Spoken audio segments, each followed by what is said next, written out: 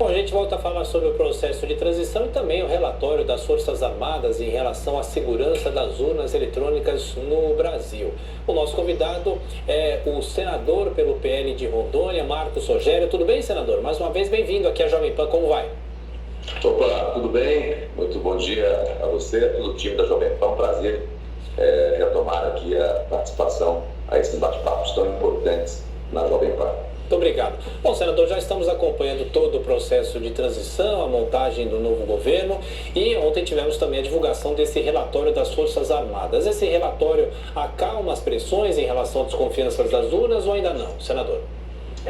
Olha, Diego, eu acho que é preciso olhar com muita atenção o que diz exatamente esse relatório das Forças Armadas. Está se dando muita ênfase no fato do relatório não apontar provas consistentes, contundentes de fraudes ao processo eleitoral, mas não está se dando atenção ao que realmente diz o relatório das Forças Armadas, que é justamente algo, a meu ver, a meu juízo, grave, quando ele diz que não teve condição de fazer a investigação mais profunda, mais minuciosa, porque não teve acesso a elementos que são importantes para essa investigação. Veja você a frase, uma frase que eu pensei aqui desse relatório que é importante, ele diz o seguinte: não é em segurança da informação, não existe sistema 100% seguro, e em desenvolvimento de sistemas é possível explorar falhas na programação, ou seja, as urnas não estão isentas de vícios ou fraudes. Obviamente que havia aqui uma expectativa, especialmente daqueles que estão mobilizados no Brasil afora, de que as provas fossem apresentadas nesse relatório, de que houve sim fraude no processo eleitoral. Isso não foi apresentado. Agora, o que está apresentado no relatório é algo que me preocupa, que é justamente uma investigação, um acompanhamento em que quem foi investigar, os técnicos, não tiveram o acesso necessário para garantir uma investigação plena. É como se alguém dissesse: olha, é preciso investigar uma casa, se está tudo regular, se está tudo certo, se há alguma violação dentro da casa, mas a investigação tem que ser uma investigação visual e do lado de fora da casa. Você não pode adentrar a casa para fazer nenhum tipo de verificação. É isso que, em resumo, nós encontramos nesse relatório. Senador, na sequência das perguntas dos comentaristas, Roberto Mota. Bom dia, senador. Eu gostei muito da sua analogia. Eu acho que a gente pode até levar um pouco adiante. Essa verificação da casa, ela foi feita olhando a planta, né? Nem a casa propriamente dita. Eu gostaria de saber a sua opinião sobre essa sugestão que é dada no final do relatório, com caráter de urgência, para a criação de uma comissão integrada por técnicos renomados da sociedade e técnicos representantes de entidades fiscalizadoras para elucidar alguns aspectos do relatório. O que o senhor acha dessa sugestão? Olha, Roberto, assim, a própria nota que o presidente do TSE depois emite, depois de receber esse relatório, é uma nota onde ele afirma que a primeira faz uma afirmação de que as Forças Armadas não encontrou fraudes ou inconsistências nas urnas, né? E aí ele vai dizer que as sugestões de aperfeiçoamento serão analisadas, e aí ele usa o termo oportunamente. Obviamente que a sugestão que é dada, pelas Forças Armadas, para mim, em razão das dificuldades que tiveram para fazer essa verificação, para fazer essa investigação, para afastar de vez qualquer dúvida em relação ao processo, são sugestões importantes e que não são para serem analisadas oportunamente. É preciso encarar com a urgência que o caso requer. Então, eu concordo com a nota das Forças Armadas, que aponta realmente para a necessidade de uma verificação mais profunda, garantindo-se acesso a elementos que são absolutamente indispensáveis. Não se pode querer usar essa nota das Forças Armadas como um elemento a justificar a rigidez, a lisura, a probidade, a honestidade do processo eleitoral, porque não é isso que diz a nota. A nota diz que os técnicos não tiveram as condições adequadas para fazer essa investigação de forma profunda. E aí, então, diante disso, eles sugerem providências a serem tomadas para garantir essa investigação de forma mais profunda. Então, eu acho que cabe ao Tribunal Superior Eleitoral, nesse momento, né, fazer essa análise o mais brevemente possível e garantir o acesso não só dos técnicos das Forças Armadas, mas de outros órgãos de fiscalização para espancar de vez qualquer tipo de suspeita. Diogo Schelp. Senador, bom dia. Senador, sobre essa PEC que está sendo discutida no Congresso para permitir furar o teto de gastos e garantir pagamento de benefícios sociais, de projetos sociais do ano que vem, são promessas aí do governo eleito. O senhor acredita que isso poderá ou deverá ser aprovado? O senhor é a favor da aprovação dessa PEC?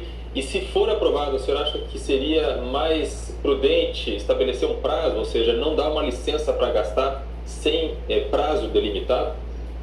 O Brasil tem que parar com essa mania de criar uma regra e depois criar, né, uma outra regra para abrir uma exceção na regra.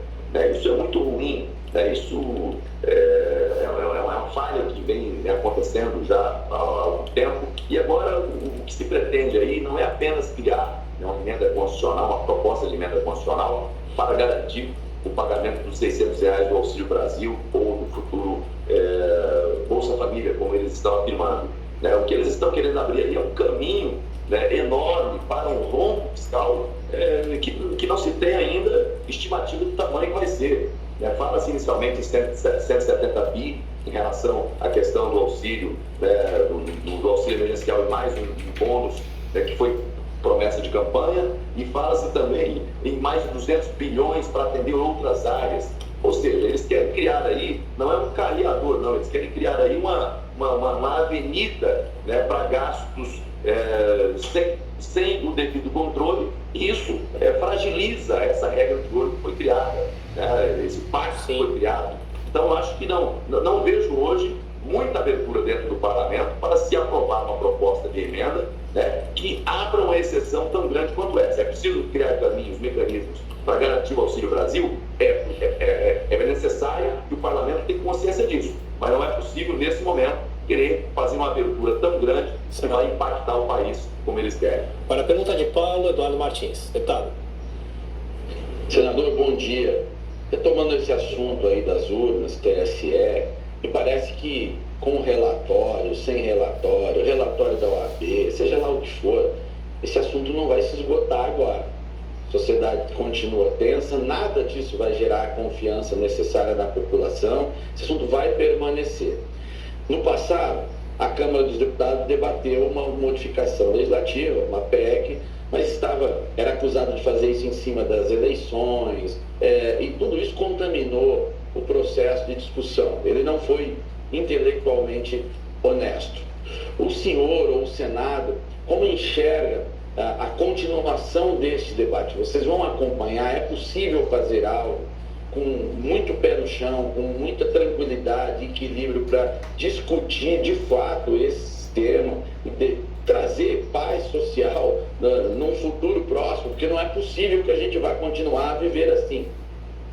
Bom, olha, alguém achar que é normal o que nós temos hoje, com a multidão que está nas ruas a questionar o resultado de um processo eleitoral como esse, é ignorar a realidade posta.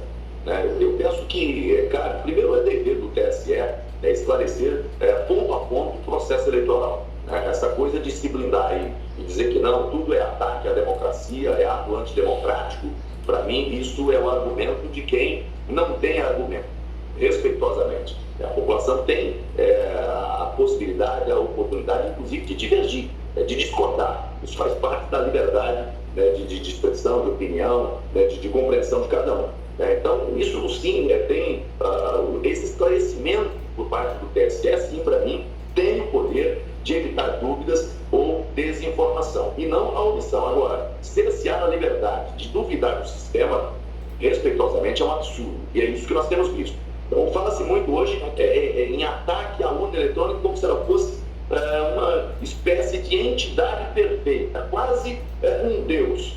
Olha, quando você pega o relatório das Forças Armadas, você verifica que não há possibilidade de fazer esse acompanhamento minucioso Então, o parlamento brasileiro já deu contribuições em relação a isso, né, com relação à auditagem do processo eleitoral. Eu acho que nós temos que retomar essa discussão, mas aí, sem aquelas paixões, sem os arroubos acusatórios por antecedência. Eu acho que essa é uma oportunidade para o Tribunal Superior Eleitoral. Primeiro, fazer o enfrentamento do que está posto e combater a desinformação com informação séria, com informação confiável, né? E não simplesmente atacar, censurar, bloquear, restringir, aplicar sanções para quem está duvidando do sistema. Ora, o sistema desenvolvido, todo sistema humano, todo sistema desenvolvido pelo ser humano, ele não é imune a falhas, ele não é imune a fraudes. Então, é natural que alguém possa desconfiar. O que não é natural é quem é responsável, né, pela rigidez do processo, né, se negar a combater a desinformação, se negar a oferecer a informação certa. Então, a desinformação se combate com informação verdadeira, com a verdade. Eu acho que esse é o caminho. Agora, concordo com você que cabe aí ao parlamento e às instituições compreender que a gente precisa avançar nesse processo de aperfeiçoamento, garantindo maior transparência, maior segurança, sensação de segurança para a população brasileira. Senador Marcos Rogério, mais uma vez, obrigado pela atenção, pela gentileza. Nosso tempo, infelizmente, sempre é curto. Um abraço, bom trabalho. Um abraço a vocês, parabéns a todo o time da Jovem Pan.